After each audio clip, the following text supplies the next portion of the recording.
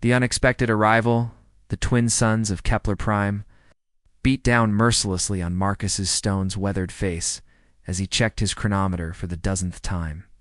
The transport was late, and sweat trickled down his neck despite the cooling unit in his workshirt. His cattle lowed miserably in the shade of the equipment barn, their earth-bred genetics struggling against the alien world's harsh environment.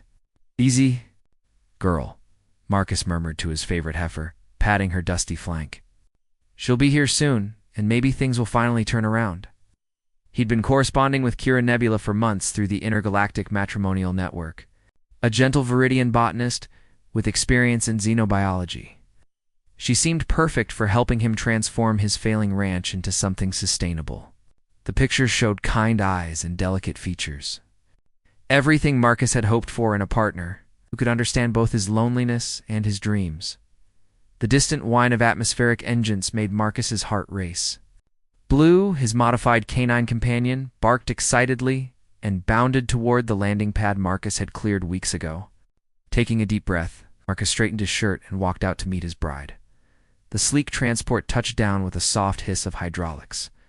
Marcus's practiced greeting died in his throat as the airlock cycled open. The woman who emerged was definitely not Kira Nebula. She was tall and lithe, with skin the color of deep ocean waves that seemed to shimmer in the harsh sunlight. Silver hair cascaded past her shoulders in wild waves, and her eyes burned like twin stars against her azure features. She wore form-fitting black leather that accentuated dangerous curves, and twin plasma pistols hung from her hips with practiced ease. "You Marcus Stone?" she called, her voice carrying a musical accent that sent shivers down his spine despite the heat. Marcus nodded, one hand instinctively moving to calm Blue as the dog growled uncertainly. "You're not Kira." A sharp laugh escaped her lips. "Sharp observation, cowboy. Name's Zara Vex, and I've just bought myself some breathing room." She strode toward him with the confident swagger of someone accustomed to being the most dangerous person in any room. "Your bride-to-be took my credits and caught the next transport to Andromeda. Can't blame her, really. The money I offered could buy her a small moon." "What the hell's going on?" Marcus demanded, though he found himself distracted by the way she moved. Like liquid lightning barely contained in human form, Zara stopped just outside his personal space, close enough that he caught her scent. Exotic spices and ozone like the air before a thunderstorm. The short version? I'm being hunted by some very unpleasant people. I needed to disappear. And taking the place of a mail-order bride heading to the galactic equivalent of nowhere seemed perfect, before Marcus could respond. The sound of multiple engines approaching cut through the air. Zara's entire demeanor shifted, her hand dropping to her weapon as she scanned the horizon. 3 black interceptors crested the nearby ridge, moving fast and aggressive. "Damn," she muttered. "They tracked me faster than expected." Marcus felt his world tilting off its axis. "Tracked you? What did you do?" "Nothing they wouldn't have done themselves given the chance," Zara replied, backing toward his ranch house. "Look, cowboy, decision time. Turn me in to those bounty hunters and collect whatever reward they're offering. Or help me, and I'll make it worth your while." The interceptors were closing fast, and Marcus could see weapon ports opening along their holes. His quiet, predictable life had just become anything but simple. He looked at the dangerous alien woman who'd literally dropped into his world. Then, at his struggling ranch, his sick cattle, and the barren fields that mocked his every attempt at farming. "Get inside," he said, making a choice that would change everything. "And keep those guns holstered in my house." Zara's smile was brilliant and predatory. "I knew you were interesting the moment I saw your file." They rushed inside as the bounty hunters landed, Blue padding nervously at their heels. Through the window, Marcus watched 5 figures emerge from the lead ship. They looked professional and extremely well-armed. "What exactly did you steal?" he asked as heavy footsteps approached his porch. Zara's expression turned serious. "Something that could transform this entire planet. Something worth killing for." She moved to his side, her warmth radiating against his arm. "Play along, husband. Our lives depend on it." The pounding on his door began. and Marcus realized his simple rancher's life had just become infinitely more complicated and dangerous. Secrets in the storm, the lead bounty hunter was a massive Krillian, 4 arms and cybernetic implants that glowed red in his skull. When Marcus opened the door, keeping Zara slightly behind him, the alien's mechanical I-word as it focused on them. "We're looking for a fugitive," the Krillian growled. "Dangerous Viridian female, last seen boarding a transport to this sector." Marcus felt Zara's hand slip around his waist, her touch sending electric jolts through his nervous system. "This is my wife Kira," he said, proud that his voice remained steady. "We were just married this morning." The bounty hunter's gaze shifted to Zara, who had somehow managed to appear smaller and more vulnerable. She'd pulled on one of Marcus's work shirts over her leather outfit and loosened her hair to frame her face innocently. "Identification?" the Krillian demanded. "Processing delays," Marcus replied smoothly. "You know how bureaucracy works out here in the frontier territories." One of the other hunters, a reptilian with scales that shifted color with his mood, hissed suspiciously. "She doesn't match the species profile in our files." Zara pressed closer to Marcus and he caught her unique scent again, making his pulse quicken despite the danger. "Catalog photos are always outdated," she said softly, her accent now carrying a shy quality that made Marcus want to protect her. "I had some cosmetic modifications done before the journey. Wanted to look my best for my new husband." The bounty hunters exchanged glances. In the distance, Marcus noticed dark clouds building on the horizon, promising one of Kepler Prime's infamous dust storms. "Mind if we search the premises?" the Krillian asked, though it sounded more like a demand than a request. "Actually, I do mind," Marcus replied firmly. "This is private property, and unless you have a warrant from local authorities, you've got no jurisdiction here." Standoff stretched for several tense moments before the reptilian scales shifted to an angry orange. "We'll be watching," he warned. "When your story falls apart, we'll be back." As the hunters reluctantly returned to their ships, Marcus felt Zara relax slightly against him. The contact sent heat racing through his veins, and he found himself reluctant to step away even after the interceptors lifted off. "That was too easy," Zara murmured, moving to the window to watch them depart. "They'll be monitoring communications, setting up surveillance." "The storm will help," Marcus observed, noting how the approaching weather front was already disrupting the atmospheric readings on his equipment. "These dust storms can knock out sensor arrays for days." Zara turned to study him, her star-bright eyes curious. "You're taking this remarkably well for someone whose quiet life just got turned upside down." Marcus shrugged, trying to ignore how beautiful she looked in his oversized shirt. "Maybe I was ready for some upside down." The first winds began howling around the ranch house, carrying the distinctive orange dust that gave the storms their name. Zara moved with fluid grace to secure the windows, while Marcus activated the environmental shields. Working together, they prepared for the tempest. "We need to check the livestock," Marcus said, grabbing emergency supplies. "These storms can be deadly for earth-bred cattle." Outside, the wind was already fierce enough to sting exposed skin with sand. Zara followed him to the livestock shelter, moving with surprising familiarity around the nervous animals. When she reached out to calm a particularly agitated bull, her fingertips began to glow with soft blue light. "Oh, what are you doing?" Marcus asked, mesmerized. "Bioelectric field manipulation," Zara explained, her hands continuing to emit that gentle radiance. "I can sense their stress levels, adjust their neurochemistry to keep them calm." The bull immediately settled, and Zara moved to the next animal. Marcus watched in amazement as she worked her way through the herd, each touch bringing peace and healing. Her shirt had come unbuttoned in the wind, revealing glimpses of the form-fitting outfit beneath. And Marcus found himself studying the elegant line of her neck, the way her silver hair whipped around her face. "You're staring," she said without looking at him, though he caught a hint of a smile. "Hard not to," Marcus admitted honestly. "You're not exactly what I expected in a wife." Zara paused in her work, turning to face him fully. The shelter's emergency lighting cast dramatic shadows across her features, making her alien beauty even more striking. "What did you expect? Someone gentle, quiet. Someone who'd help me tend my garden and maybe give me a few kids to carry on the family name." "Disappointed?" she asked, stepping closer. Marcus's mouth went dry as she approached.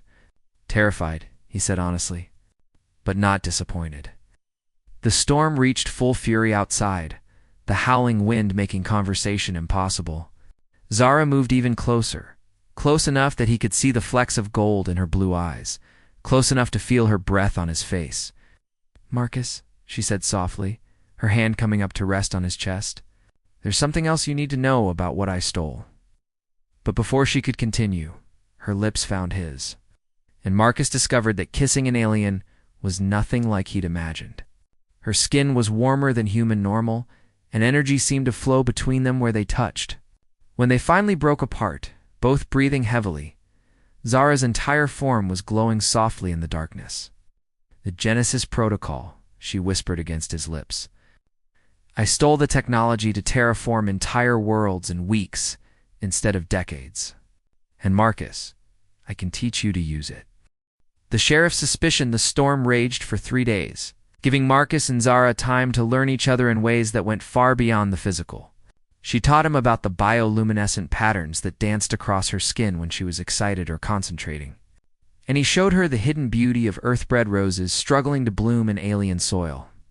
On the second night, as they lay entwined in Marcus's narrow bed, Zara told him about her homeworld. Verdius was paradise, she said, her fingers tracing patterns on his chest that made him shiver. Green forests that touched the clouds, crystal rivers that sang in harmony with the wind. My people were gardeners, artists, scientists who believed in nurturing rather than conquering. "What happened?" Marcus asked, though he dreaded the answer. Zara's glow dimmed. "The hegemony happened. They needed test subjects for their terraforming experiments, and we were too peaceful to resist effectively. By the time I escaped, my entire world was a smoking ruin." Marcus pulled her closer, feeling the tension in her muscles, the old pain that drove her. "The Genesis Protocol, is that what they used?" "A crude version of it," she confirmed. "But I've perfected the formula. I know how to make it work safely, how to transform barren worlds without the devastating side effects." When the storm finally passed, they emerged to find Marcus's ranch coated in a thick layer of orange dust. As they worked together to clean the solar panels and check the equipment, a familiar rumble announced the arrival of Sheriff Corvin's ground vehicle. "Local law enforcement," Marcus warned, and Zara nodded, slipping easily back into her role as devoted bride.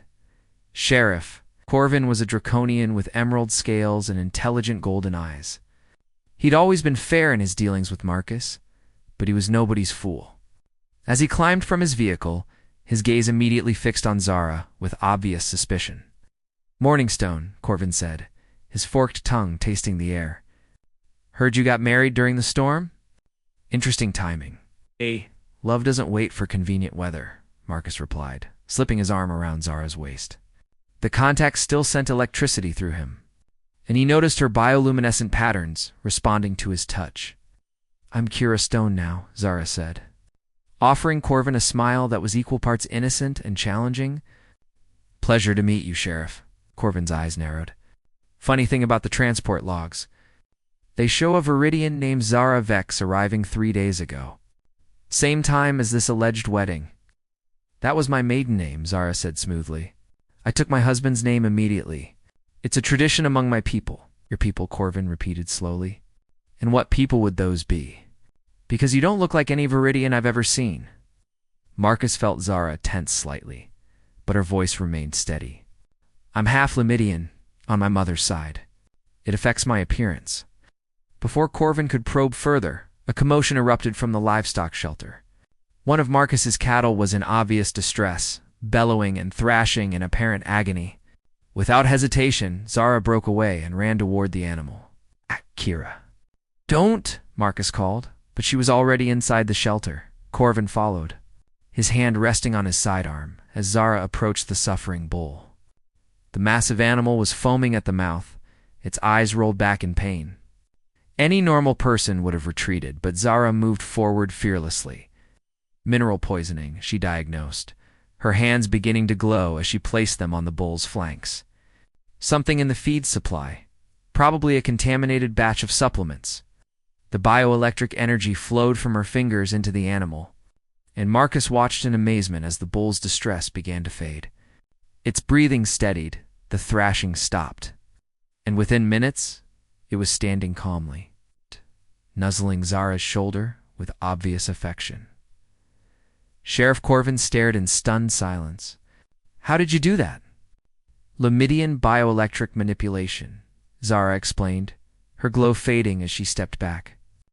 "We can interface directly with biological systems, encourage healing at the cellular level."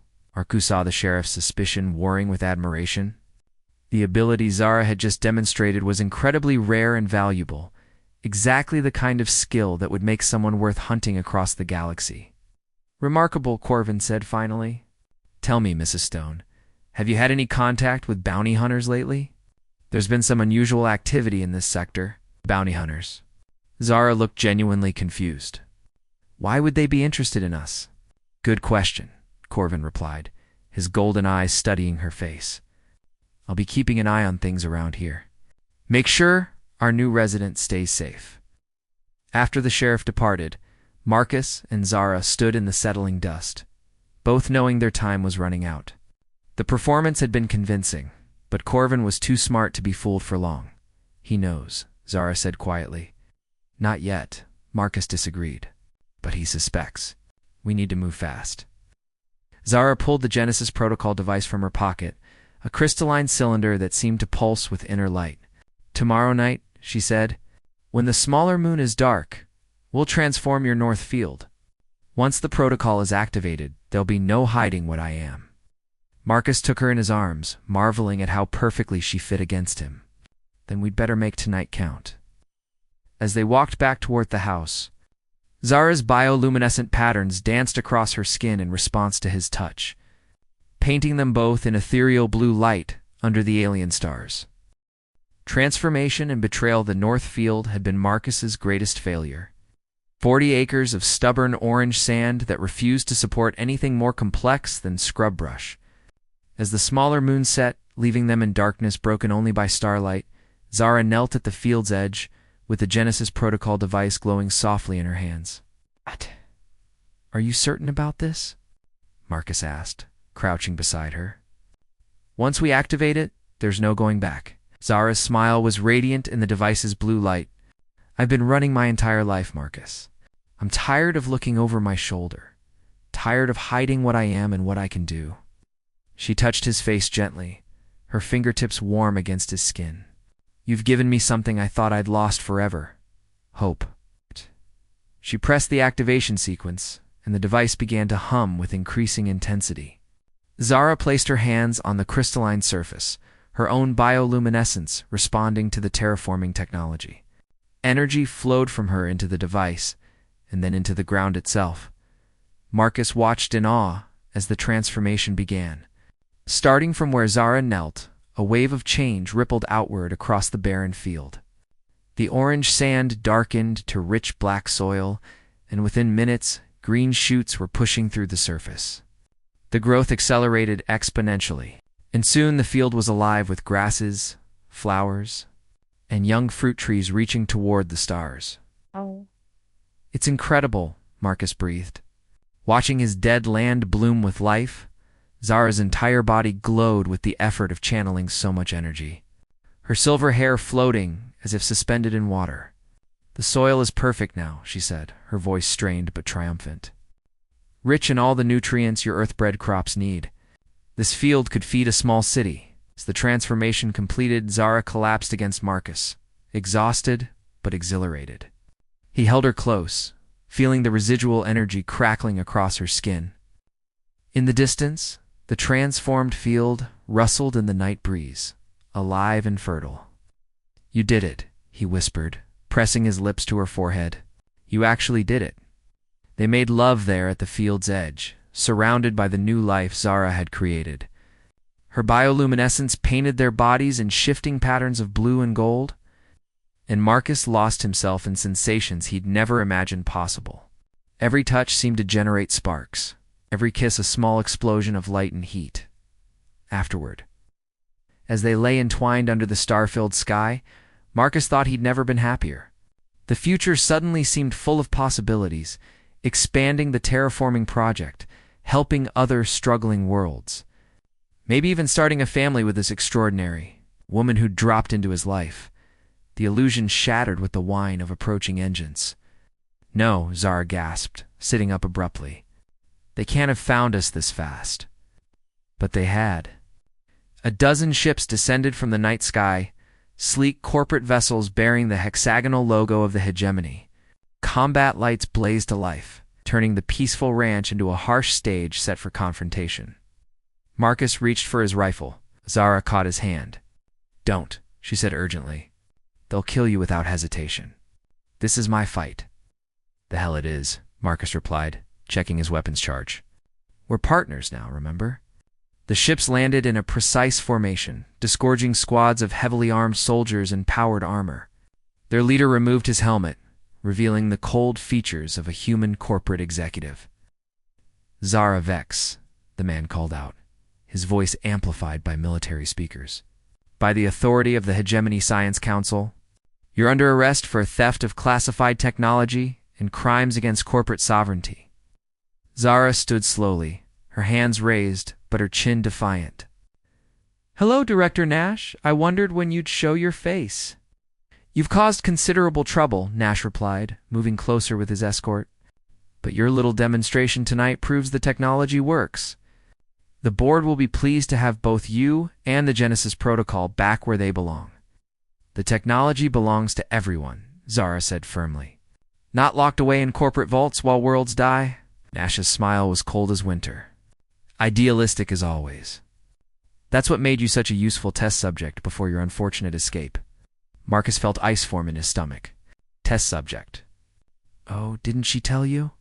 Nash seemed delighted by the revelation. "Zara wasn't just a witness to our Veritas experiment. She was our star volunteer, enhanced with Lamidian biogenetics to better interface with the terraforming matrix. Every ability she's shown you, every miracle she's performed, exists because we made her into the perfect living tool." Marcus looked at Zara, seeing the pain and shame in her eyes.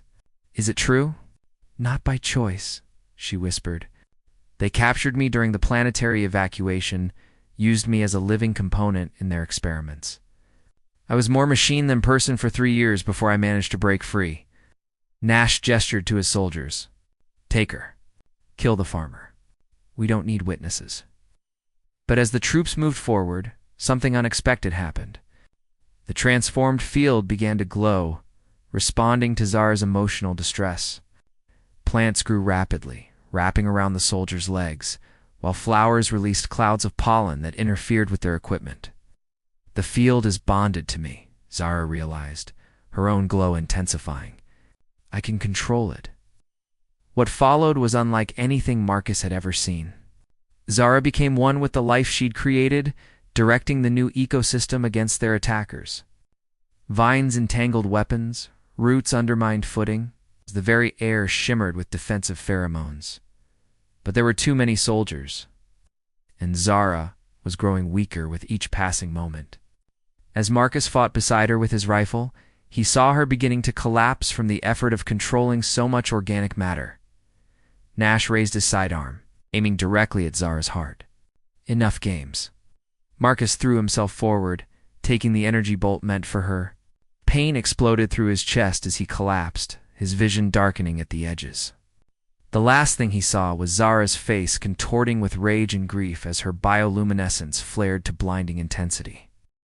New beginnings, Marcus awoke to the gentle touch of familiar hands and the soft glow of bioelectric dye. Healing energy flowing through his body. His chest, where Nash's weapon had struck him, felt tender but whole. As his vision cleared, he saw Zara leaning over him, her face streaked with tears but her eyes bright with relief. "You magnificent idiot," she whispered, her voice thick with emotion. "You could have died. Did we win?" Marcus asked, struggling to sit up. They were in his bedroom, and through the window he could see the transformed field still glowing softly in the pre-dawn darkness. "We won," Zara confirmed, helping him to a sitting position. "But not how you might expect." The story unfolded as she tended to his injuries. When Marcus had been shot, Zara's emotional response had triggered a massive surge in her abilities. The entire transformed ecosystem had responded to her call.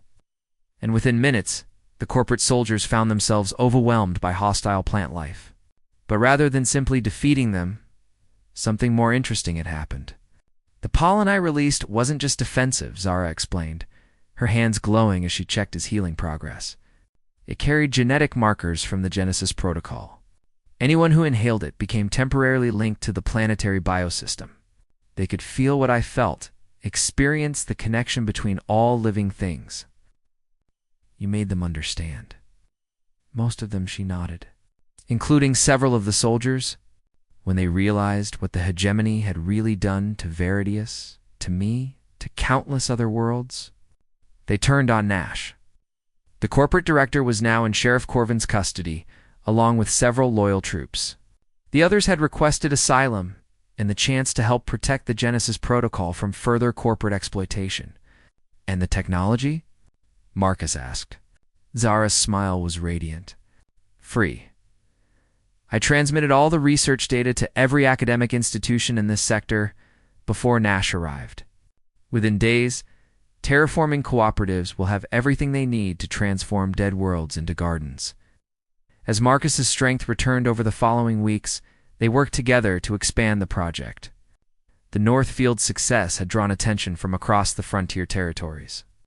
Scientists, farmers, and refugees from damaged worlds all came to see what Zara had accomplished. Sheriff Corvin proved instrumental in organizing the legal framework that would protect both Zara and the technology. Turns out the hegemony's patents on biogenetic enhancements are invalid under frontier law, he explained during one of his visits. They can't own a person, enhanced or not. The ranch became the center of a growing community. Former corporate soldiers used their technical skills to build laboratories and housing for the researchers and families, came to learn about ethical terraforming.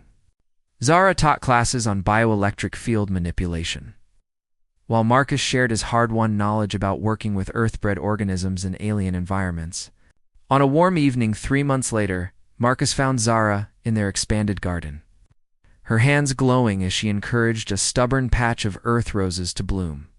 Her hair had grown longer, flowing like liquid silver past her shoulders, and the stress lines around her eyes had faded. Happy? He asked, slipping his arms around her from behind. She leaned back against him, her bioluminescence responding to his touch with familiar warmth. More than I ever thought possible? You know what I love most about this place? What's that? It's not just about the technology anymore. It's about the people, the community we've built. Children playing in gardens that used to be wasteland. Families starting fresh on worlds that were considered dead. She turned in his arms, her star-bright eyes meeting his. It's about hope. That night, as they made love under the alien constellations, Zara's glow painted everything in shades of blue and gold. The bioelectric energy that flowed between them had grown stronger over the months, creating a connection that went beyond the physical. Marcus could sometimes sense her emotions, feel the deep contentment that had replaced her old pain. I have something to tell you, she whispered afterward, her hand resting on his chest. What's that? Her smile was luminous. I'm pregnant. Human Viridian hybrids are rare, but apparently not impossible when there's enough love involved. Marcus felt his heart expand until he thought it might burst. Are you sure? I can sense the new life growing inside me, she said, her hand glowing softly as it moved to her still flat stomach. Our child will be able to communicate with both organic and technological systems. The next evolution of what terraforming could become, as Marcus held her close, watching her bioluminescent patterns dance across her skin in response to their shared joy. He marveled at how completely his life had changed. He'd sought a peaceful partner to help him tend a simple garden. Instead, he'd found a warrior, a lover, and a partner in rebuilding worlds. The Genesis Protocol had transformed more than just barren soil. It had transformed them, giving birth to something new and beautiful. A future where technology served life rather than enslaving it. Where love could bridge any gap between species, and where hope could take root in the most unlikely places. Outside their window, the transformed fields rustled in the night breeze, alive with promise and possibility. And somewhere in the distance, Other worlds waited for their own chance at rebirth.